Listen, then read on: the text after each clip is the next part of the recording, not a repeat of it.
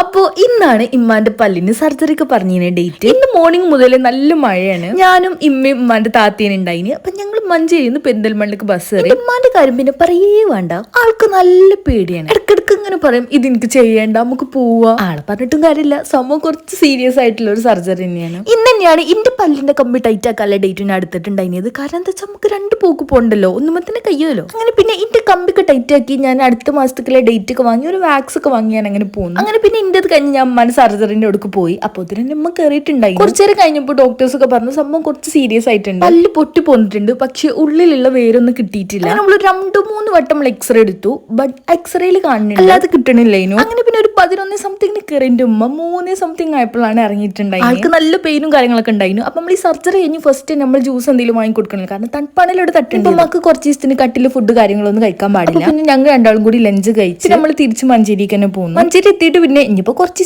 Juice ഒക്കെ അല്ലേ കുടിക്കാൻ പറ്റുള്ളൂ, അതുകൊണ്ട് തന്നെ ഞങ്ങൾ കുറച്ച് ഫ്രൂട്ട്സ് ഒക്കെ വാങ്ങി പിന്നെ നേരെ വീട്ടിൽ പോകും. അപ്പോൾ ഇന്നത്തേക്ക് ഇത്രയൊക്കെ ഉള്ളൂ. അപ്പൊ വേറെ വീഡിയോ ആയിട്ട് പിന്നെ കാണാം.